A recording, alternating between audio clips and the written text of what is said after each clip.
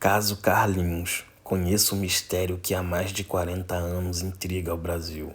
O crime envolveu a família carioca Ramírez da Costa, composta pelo casal Maria da Conceição e João, e também por seus filhos Vera Lúcia, Carmen, Eduardo, João, Carlos, Roberto e Luciana, que na época tinham 15, 14, 13, 11, 10, 8 e 3 anos de idade, respectivamente.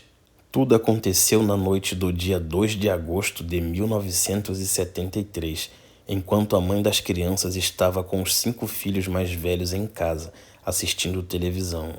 Maria da Conceição se encontrava em casa com Eduardo, João, Vera Lúcia, Carmen e Carlos, ou Carlinhos, como era chamado pela família, assistindo a novela das 8, quando de repente ocorreu um corte de energia e a casa da família ficou completamente às escuras. Foi nesse momento que um homem armado invadiu a residência, trancou todos em um dos cômodos e fugiu levando Carlinhos. O sequestrador deixou um bilhete ao sair, no qual avisava que a criança estava em seu poder e que só seria devolvida após o pagamento do resgate. O criminoso exigiu que a família levantasse um montante de R$100 mil e instruiu que o dinheiro, juntamente com o bilhete, deveria ser deixado dentro de uma bolsa em um ponto específico do cruzamento de 2 ruas da capital fluminense, no dia 4 de agosto, às 2 horas. A nota também dizia que se a família tentasse qualquer reação, a vítima seria liquidada. No momento do sequestro, o pai de Carlinhos se encontrava com os 2 filhos menores, Roberto e Luciana, trabalhando em um laboratório farmacêutico que pertencia aos Ramírez da Costa. Apesar de serem proprietários do negócio, os pais do menino não possuíam o dinheiro exigido para pagar pelo resgate, e a comunidade, comovida, se uniu para fazer doações. Além disso, as autoridades cariocas não tinham qualquer experiência na época para lidar com casos de sequestro. Entretanto, no dia e local combinados para o pagamento do resgate, inúmeros policiais disfarçados de civis, pipoqueiros e vendedores de sorvete tomaram a região. A bolsa com o dinheiro foi deixada exatamente no ponto informado, mas Carlinhos jamais apareceu. As investigações levaram a diversos suspeitos, entre eles os diretores de uma clínica que ficava ao lado da residência da família de Carlinhos, já que um dos proprietários tinha interesse em comprar a casa dos Ramírez da Costa. O médico, um homem chamado Mário Filizola, teria oferecido 60 mil pelo imóvel, e os policiais seguiram a ideia de que o sequestro poderia ser uma artimanha para pressionar os pais do menino. As autoridades chegaram a prender o marceneiro da clínica, Kleber Ramos, acreditando que ele teria sido contratado para raptar o garoto, mas na falta de provas, ele foi solto. Outros funcionários também foram investigados e levados para depor. Contudo, os policiais não conseguiram encontrar nada que comprovasse o envolvimento do médico, mas os investigadores se deram conta de algumas inconsistências no caso. A família de Carlinhos tinha 3 cachorros e nenhum deles parece ter reagido quando o sequestrador invadiu a casa.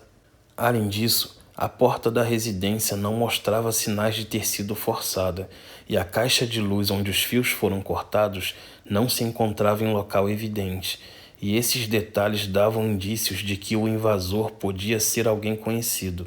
Para piorar, as investigações apontaram que o João, o pai de Carlinhos, estava enfrentando uma séria crise econômica e precisava desesperadamente de dinheiro. Aliás, quando a comunidade se reuniu para fazer as doações para o pagamento do resgate, o montante passou dos 300 mil, 3 vezes o valor exigido, e não se sabe que fim levou toda essa grana. Evidentemente, os pais de Carlinhos se tornaram suspeitos do crime, especialmente o pai, que chegou a ser acusado de forjar o sequestro de Carlinhos.